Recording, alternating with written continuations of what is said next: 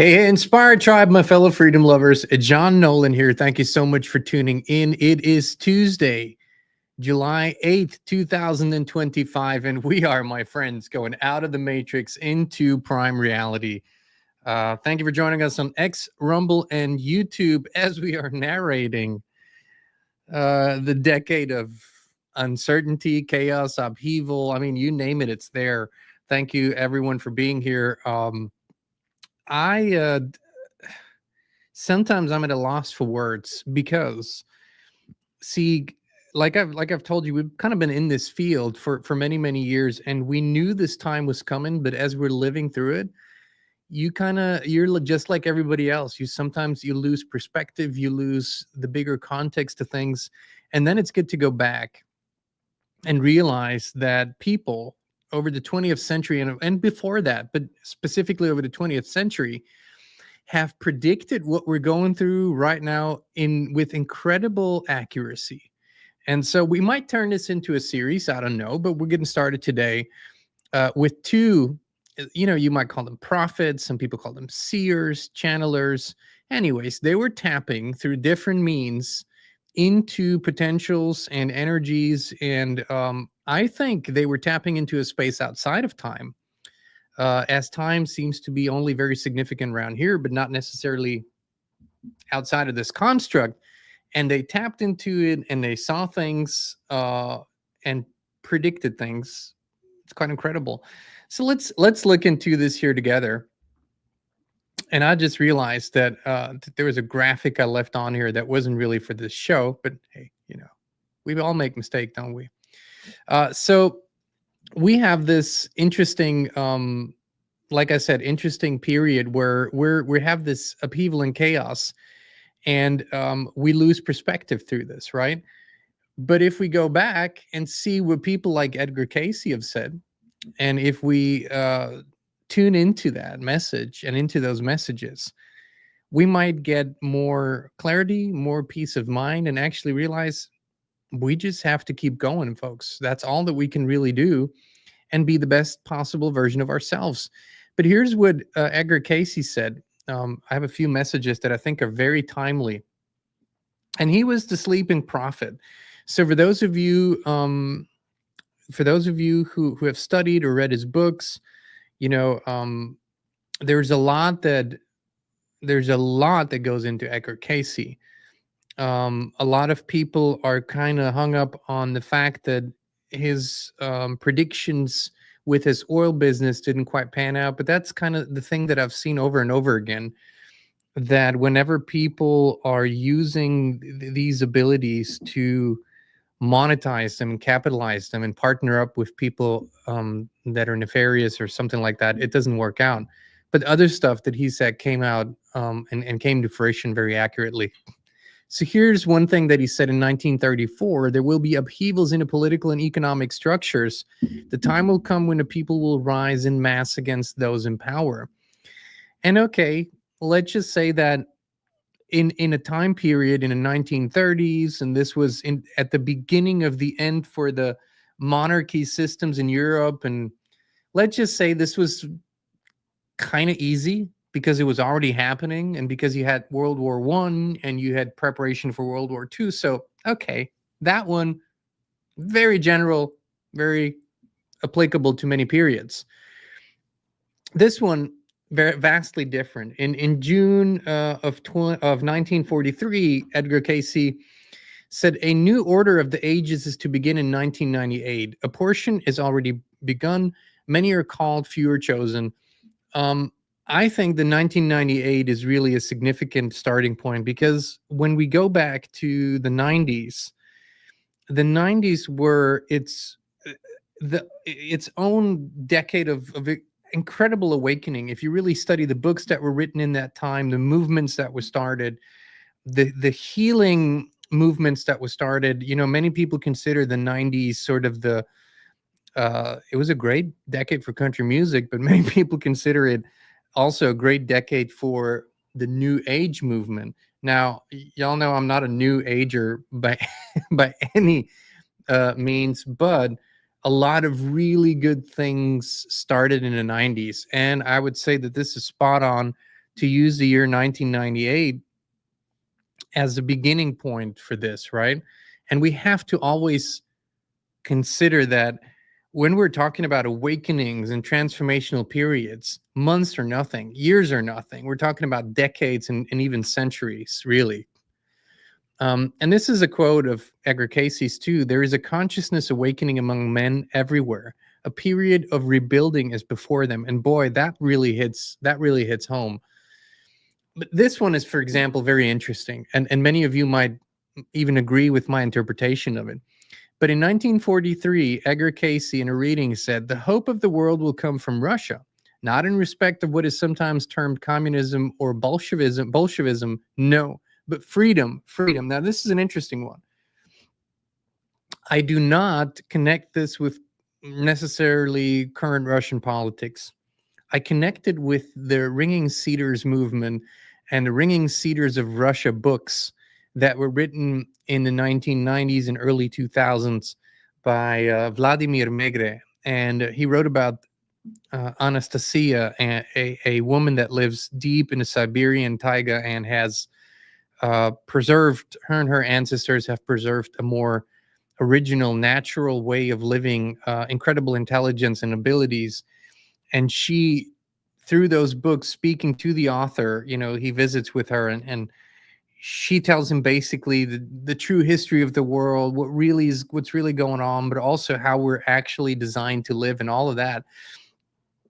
And for some reason, every time that I read Edgar Cayce's this particular passage, I was thinking this has got to be the Ringing Cedars books. They've sold, sort of word of mouth promotion, they've sold millions, tens of millions of copies. They've been censored, banned, all kinds of stuff to keep them away from people. But they're still out there floating, the Ringing Cedars of Russia. And I really think this or something connected to the Kin's Domain movement, which was birthed through the books of the Ringing Cedars, which shows people how to live with the land, on the land, what families are, what love is, how to really create a life. So all of that, I think, pertains to this vision here. But this is also very important. In America, you will see the spirit arise in individuals, not government, not corporations, but individuals who awaken. And this is also something that, before I've ever read this particular passage of Cayce's readings, I remember I've been thinking that America is and is going to be such a focal point. And the reason being is that individualism here is bigger than anywhere else in the world, I would say, sometimes to a fault. Sometimes individualism is so big in America that people forget that we're ultimately, we have to tie it to the greater good as well and to the good of the community. But this incredible desire, deeply rooted American desire for individual freedom and sovereignty, is what is driving the consciousness movement as well. And that's why I think this is very, very accurate. And if I look at recent years in America, most definitely true. The awakening is real and it is happening. Cayce has also said let's just say it was said through him, I should probably say, man's destiny is to become godlike, to build the temple within. This is going to offend probably every Christian out there, but I think if you really, really dive deep into the Christ's message, I would think that is what we should realize, actually. However, I will say that Cayce also said, there were other readings, which I think we should also consider not as pleasant, not as positive for the short term, but I think it's still something to consider. He also said in 1934, the earth will be broken up in the western portion of America. The greater portion of Japan must go into the sea.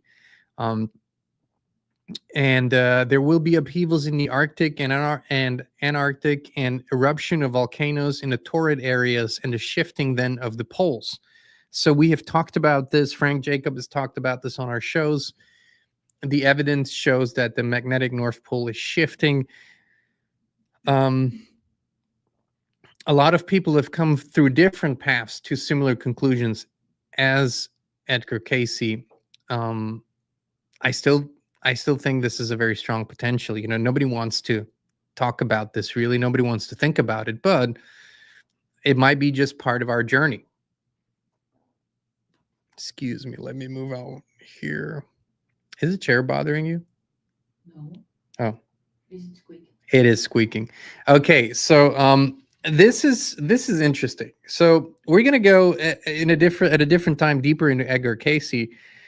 But Barbara Marciniak, many of you might know her, some might not know her. And I'll preface this by, she is known as a channeler for what she calls the Pleiadians, or many people call the Pleiadians. And rather than focusing on that aspect, let's focus on the messages that have come through over the years since she's been doing this.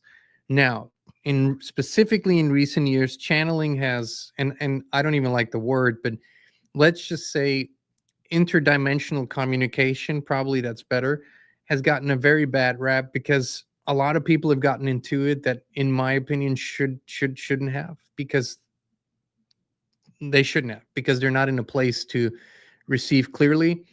That's one thing. The other thing, of course, is that this kind of communication is so and also, like with Edgar Cayce, there's very little evidence, right? So you kind of have to take it at face value. However, what we have is the benefit of hindsight. So we will look at the messages that have come through and that Barbara Marciniak has either shared in lectures or in books over the years, starting in the 90s. So that'll give us at least some context for accuracy. So let's see what was said. So this is before she started writing. Um, and this is what came through from what she says are the Pleiadians, whom she's channeled for years, decades now. You are living in a time, this was from 1988 to 1991. You're living in a time when reality is splitting. The systems of Earth will unravel. Governments, religions, finance, because they were never based on truth. Now, this, think about it, 1988, 98, 89, 90. This was not something that was talked about. Now, yeah, systems were crumbling. Like, that would be the beginning of the end of the Soviet Union. When the wall and all of that stuff, and it was also the beginning of the end of Yugoslavia. So kind of these big socialist or communist blocs in Europe and in other places in the world, upheavals were happening. However, not nearly to the degree that we're seeing now, of course. So this was pretty prophetic, I would say, a lot of foresight to say that you're living in a time when reality is splitting. This is a big one for the late 80s and early 90s, I would say. And then this one, of course, too, the awakening will not be comfortable. It will shake the foundation of everything you believe to be real. And when I say this, if I think back to, let's say, 2010, 2011, the stuff that Kristin and I discovered then, discussed then, the circles that we were in, that it much more happened in person back then, by the way, many more seminars and gatherings. But we felt that way back then. Like, we felt it's incredible that nothing is real. But this has gotten a whole new meaning over the last years, like exponentially. So again, this is pretty spot on for that time period when that came through for her. And then she wrote this book, Bringers of the Dawn, in 1992. Once again, early on, that's 40 years ago. I'm sorry, 33 years ago. Your planet is being prepared for an evolutionary leap, one that involves awakening dormant strands of DNA and reclaiming your divine heritage. And I would say, off the top of my head, the talk about DNA, or the explosion of knowledge about DNA, kind of happened later. I think it was later than 92. Of course, people knew about DNA, but it wasn't as big of a subject as it became later on. So all of this is very, very ahead of the curve. And then there will be a mass awakening on Earth, but first must come a great unraveling. Many will fall into fear, but this is the path of purification. Like, it's like fits perfectly for the last 20, 30 years. A silent war is being waged over your consciousness. You must learn to discern truth from deception. And you have chosen to be here now in this era of profound transformation. You are the system busters. So this is 1992. Um, and I would say that most people that would have heard this in 1992, even those who are watching, many of you would have just gone up, would go over our heads, in most people's heads. Not a lot of context for this, right? Not that there wasn't awareness in the 20th century, but it was so small compared to now. And think about how pop culture has changed. Think about how the media world has changed, how the internet has changed. So this is now amplified to millions and millions of people every day. I mean, this stuff is going to get shared by people in their own voice and language on TikTok millions of times today. But this is 1992 when you had to go into that obscure little bookstore that would carry, a book like that. 1994, the book Pleiadian's Key to the Living Library. Earth is entering a cleansing cycle. The frequency is shifting. Those who refuse to evolve will not be able to remain on this version of reality. Once again, a lot of these things, we have all individually come to the same conclusions or even received sort of the same messages in our meditations and prayers, even though we've never read those books. But some of these messages are so universally understood today. This one, for example, we can feel that certain people couldn't remain here any longer. They were so programmed into the 3D program of this construct, they couldn't go a step beyond that or into any deeper understanding. And so they either got very sick or they passed away or they just flat out went mad. Also, this is from the same book in 1994. As solar flares intensify and Earth's resonance increases, your cellular structure will change. Some will adapt and awaken, others will fall into madness. We are talking about this in the context of the last 5 years a lot, right? We're talking about the medical interventions, the frequency weapons, the telecommunications systems, but this is 1994, long before people understood even telecommunications in the way that we do today. Bandwidths like the 5 and the 6, and nanotechnology and all that stuff. And also, she wrote in that book, nature will speak, the planet will express herself in storms, quakes, and upheaval, not in punishment, but in renewal. Now, this is very consistent with the indigenous prophecies, right? This is, if you go to the Hopi prophecy, the Lakota, and others, you will see the same sort of language there too. And then 1999, Family of Light. A crisis of identity is coming. Humanity will face the truth that it has been manipulated by forces both seen and unseen. And this is, I would say, where the era of through the 90s, yes, but this is really the advent of people like David Icke, right? That have come on the scene bigger and bigger during that time, starting in the 90s, but then towards the end of the decade and turn of the century, he really became a big name. And boy, does this fit once again. This crisis of identity is really what many of us have gone through throughout this entire century, the first 25 years of this century, but specifically in the last 5 years, maybe 10, but I would say 5 years. This is now happening to so many people. I mean, literally the loss of identity, I should say, not just crisis, and the questioning of absolutely everything, which leads us to this next quote from the book, Family of Light. You must stop worshiping authority. The next phase of your evolution demands that you become sovereign. And this is also something that has been expressed in significant portions of the people, this inner need to be sovereign and free in their choices, for some reason, I remember there were always the rebels, right? There were always people who couldn't comply with what the mainstream wanted from them, didn't want to fill out the forms, didn't want to go to do the 9 to 5, but most people did. But starting, in my perception, starting in the late 2000s, early 2010s, leading up to 2012, there was a massive explosion of people.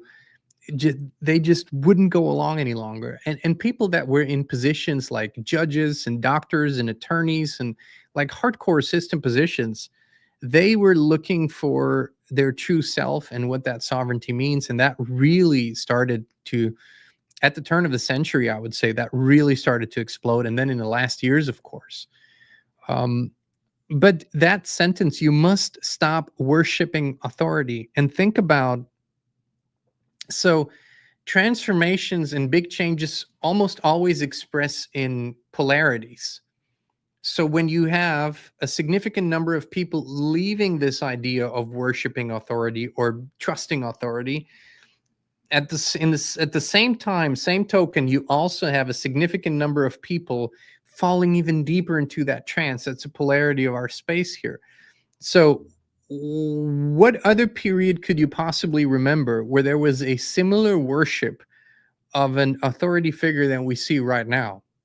You know what I'm talking about, right? There wasn't, I mean, in government and politics, I can't remember another period where people worship one man the way that they do now. So there are these polarities.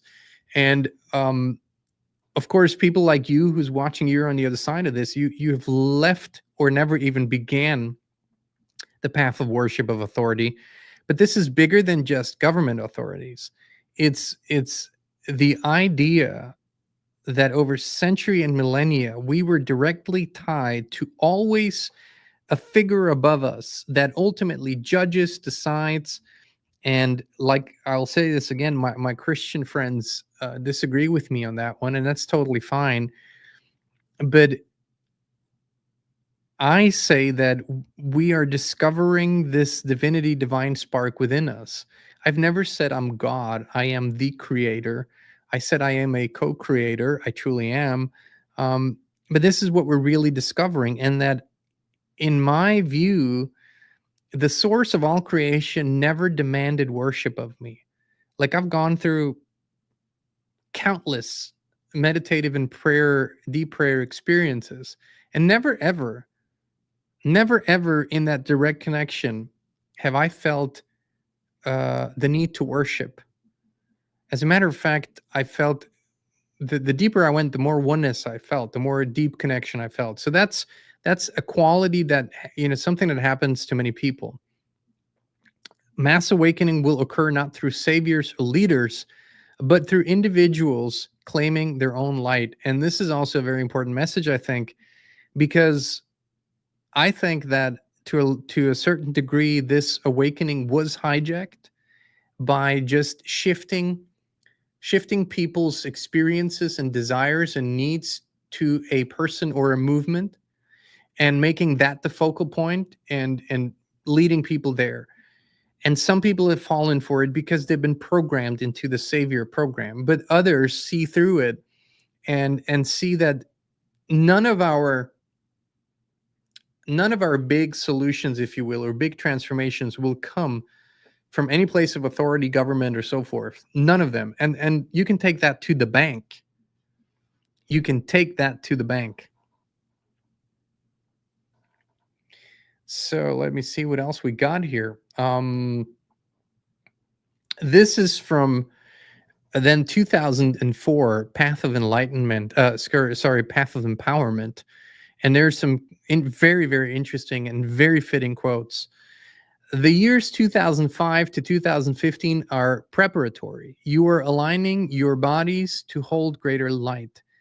Once again, I read these statements after the fact, after my own experience, after what Kristin and I have gone through, after what our community's gone through. 2005 to 2015 felt vastly different from 2015 to 2020, and then 2020 to 2025. So the 10 years that are talked about here, they were, in a sense, they had a beauty to them because there was less urgency. There was urgency, but less than now.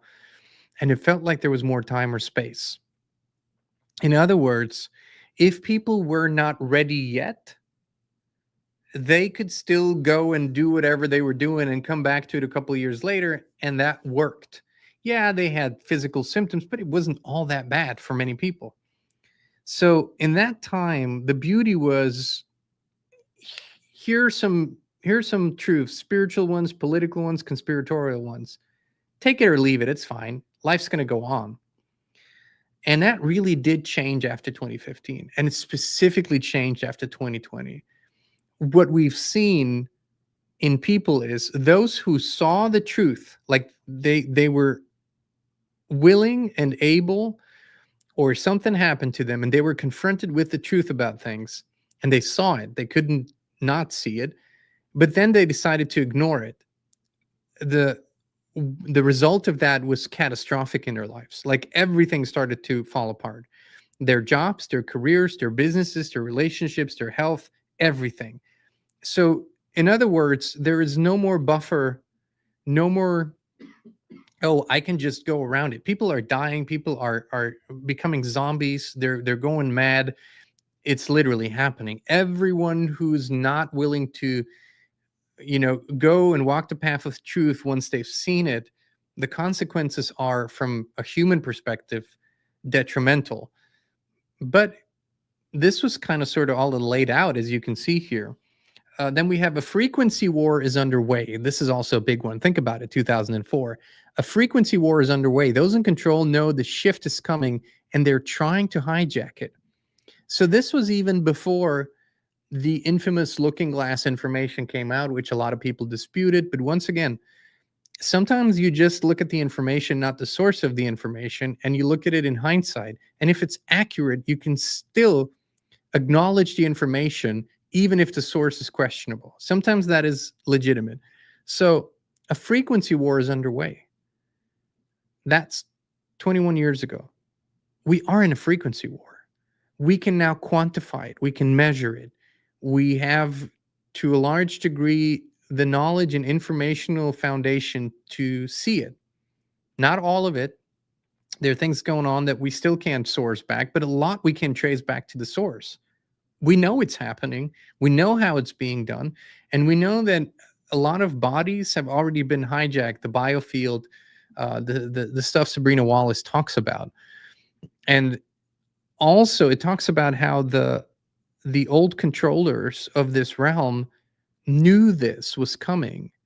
So I think starting specifically at the turn of the century, around the year 2000, it became less and less possible for them, the controllers, to hide what they were doing.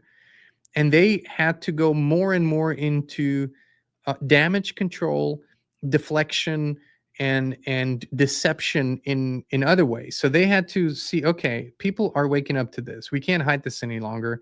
We got to give them pre-designed avenues they could go down on that we still control, but they feel like they're going down the truth path.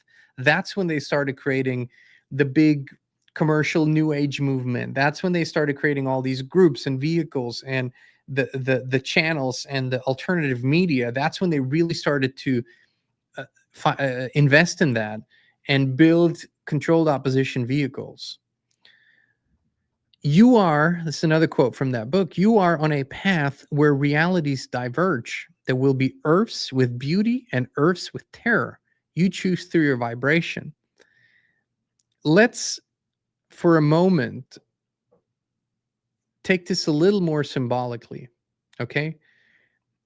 So we can't say that people aren't experiencing entirely different Earths, or that they are experiencing entirely different dimensions. I can say that that's not true. But if I look at it just a little more symbolically, it kind of speaks to what we've been talking about lately, is that just because a significant number of people are experiencing some very, very, very challenging stuff, and sickness, catastrophe, death, does not mean that you have to experience it. And it requires courage to live joy in the fire and in the midst of chaos. But uh, that's how it is. So maybe if we take it a little more symbolically, then it means that individual or smaller collective spaces are being created, because there are spaces in the world and places where people live a very beautiful life, and then there are spaces in the world where people live a completely horrific life. um, However, I do think that ultimately this does lead to a physical separation.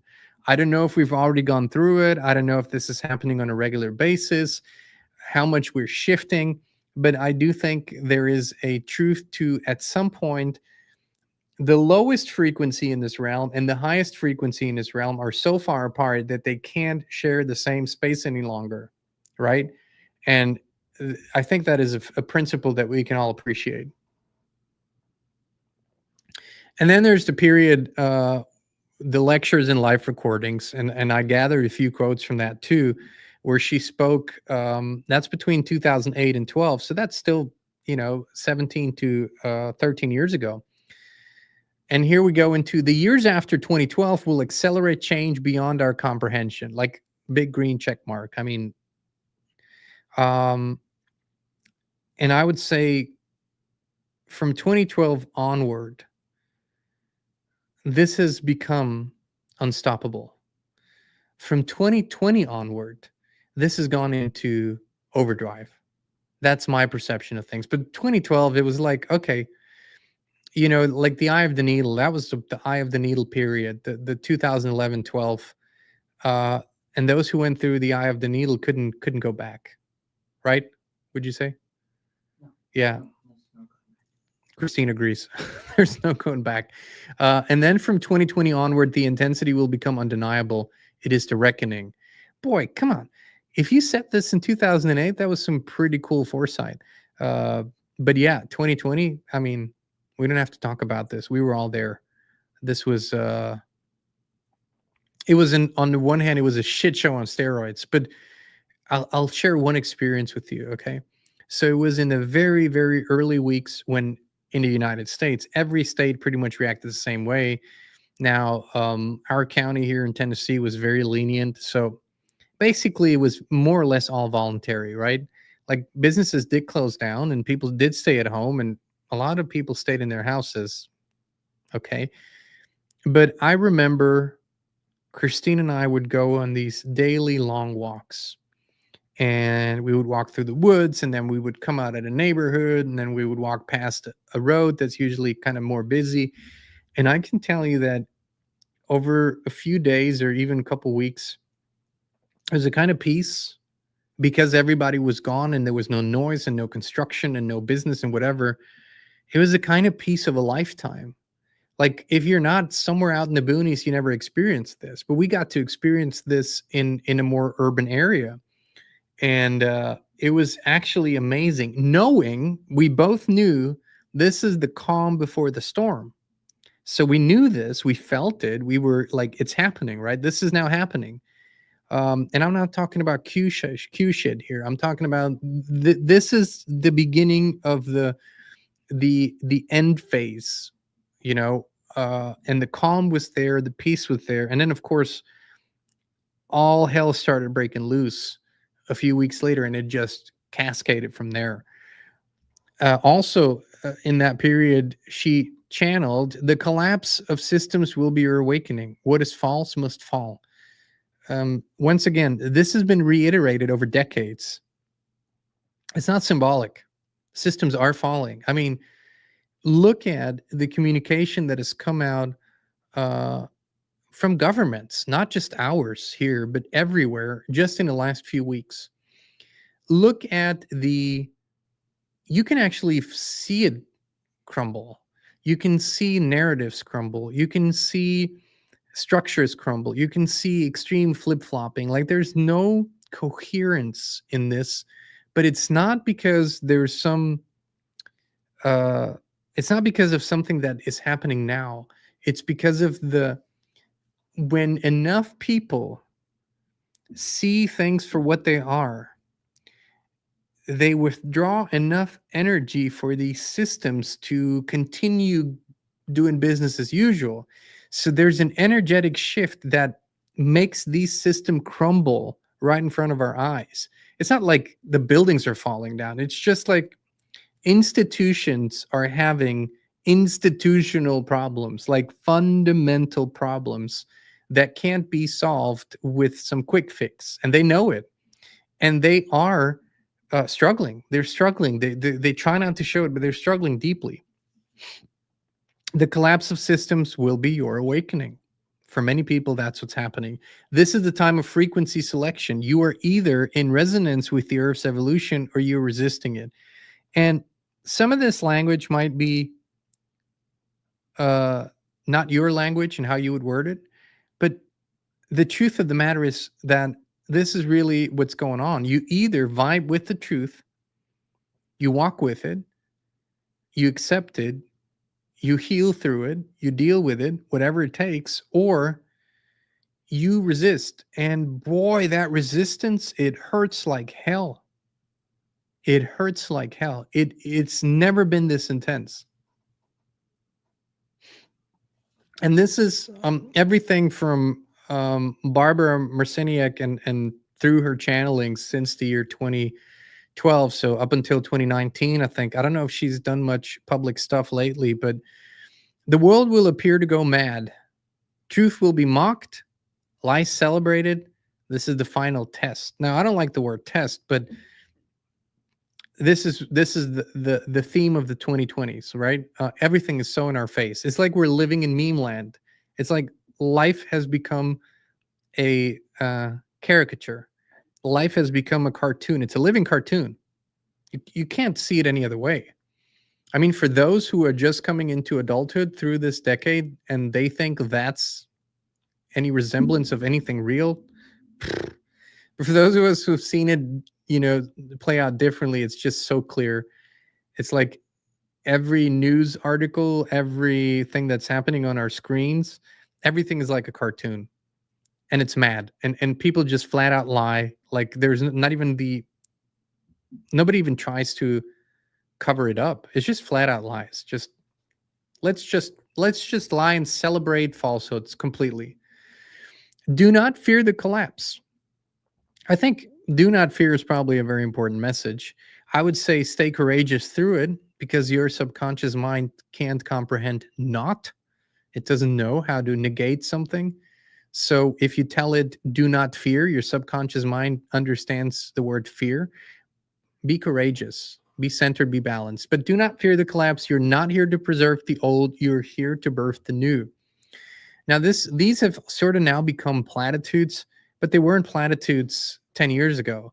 When you said that to someone 10, 15 years ago, their eyes were wide open. Their ears were wide open because it's not what they've been ever told. It's not what they've ever learned. And here's a big one. By 2030, the bifurcation of timelines will be complete. The earth will not end, it will divide. And this is, of course, a big one because we're all wondering.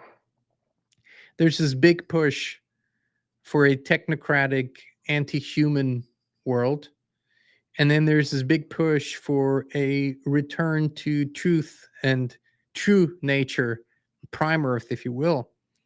And I think nobody's quite certain how that will play out. I mean, you could go as far as another body, another space to live in will appear and will give the opportunity to split, to make a choice, go here or go there, just like you would travel and go, hey, I want to live in Europe, but I want to live in America. Maybe that will happen. Or it will be really a dimensional shift, or it will be a divided space here. I mean, anyone who tells me they know exactly, I don't know exactly. I just know that something is in the process of happening and that it's solidifying more as we speak. The whole point of this show is to, with all the news that we're seeing and with all the messaging that we're getting, is to take a bird's eye view and go, okay, this has been predicted. This has been seen. This has been out there. We're now in it. And it's one thing, you can know everything about a storm, but once it has arrived and you're in it, most people go into fight or flight and they forget almost everything they know. And this is what's happening to a lot of people. It's like there's so much going on. The name of the game is to stay calm and realize the wind's going to blow by you, and there's going to be shit flying by you. But if you stay centered, if you stay in the eye of the storm, and be very focused on who and what you are and what you put out, um, you'll make it through this. We'll make it through this. And I'm not just saying that it's physical survival that I'm so much concerned about. It's make it intact with spirit intact, and make it through this without falling for these deceptions, these last minute deceptions. And my prediction that I'm adding here is, in these last hours, years actually, but considering how long this has been going on, you could call it hours, everything will be thrown at us. There will be no holding back. There is no more false, sort of a false kind of, what's it called when you hold back? Reservation. Nobody's going to act reserved anymore. They're throwing it. Storms, earthquakes, whatever they can do, they will do or try to do. And whatever they got, they will throw at us. They're not worried about exposure anymore. They're exposed. They're not worried about perception. That's all gone. This is not about that. So if we try to, and this is what we've been saying for so long, if we try to fix this from the place of open conflict, going head to head, weapons and wars and fights and violence, if that's our method of fixing it, we will lose, because that's not what we were focused on, but that's what they were focused on, and that's what they perfected. So that kind of conflict won't go over well. But for the lack of a better term, a confrontation that is happening on a spirit level, where you approach this from a much, much, much, much higher perspective, which actually ultimately gives you more strength on all levels also, then I will quote our dear friend Greg Braden, where we won't win this, but we will triumph. And what do you think is bigger, winning or triumph? Triumph is there was never even a competition, right? That's what triumph is. And what these messages, to me, you can read them any way you want. And probably people read these messages from the Pleiadians or others any way they want to. But to me, this is not about passivity. Also not about sort of peace at all costs, right? I'm not, I'm a peaceful man. I'm not a harmless man. There's a difference. I'm capable, if I need to be, of violence, right? I know that of me, and I know that if the situation requires it, I'm capable of any kind of violence. But that's being peaceful. Harmless means that you are not capable of that, and in our times in this space, that could be a problem. I would say that is a problem still, but that's not my solution mode. Going into violence is not a solution for anything. Answering sometimes with violence when violence is brought to you, well, that sometimes it's just necessary. But we have to use as much of our energy, love, attention, intention to expand on the consciousness level. And there's something that happens when you go within and leave the noise of the world. There are messages that will come to you. There are realizations that will be in your heart, in your mind. There are things and perspectives that you have then that you couldn't have before. And I can't convey them to you because it's an inside job. And that it's like it rewires your system, if you will. It literally does. And you will never be the same again. Like once you know something with every fiber of your being, you can't unknow it. And it is a challenging thing to comprehend. So that's it's sort of my closing message for today, is that It's all an inside job more than anything. And before we log off here, I also want to let you guys know there's a few days left to register or sign up for the After Awakening retreat that's happening this Saturday, July 12th and 13th.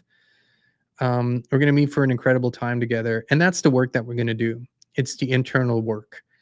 It's the strategies, the practices, the things that help you shift internally, and how you can do it, all the time in your own space without any guidance.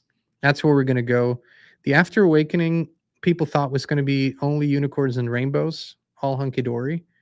Most people expect that they were going to wake up one day and everything's going to be heaven. I mean, I don't know how many people told me this. You're going to see Jean 2012. Everybody's going to wake up on December 22nd and everything will be different. Well, it's July 8th, 2025. Either I'm still dreaming or not everything is yet different. So we still have to create that. We still have to do that. And for those who feel called or inspired, please hop over to afterawakeningretreat.com. Check it out. Feel your way through it. Put your hand on your heart. And if this speaks to you and you say, yes, this is my right step, this is the next step for me to take, we would love to have you. If not, no hard feelings whatsoever. It's got to be the right thing at the right time. And other than that, my friends, we love you. We appreciate you. And we will be back with you again very, very soon.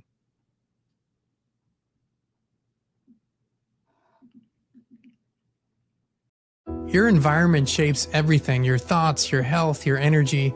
But most people never question the invisible field they live in. We did, and that's when FLFE found us.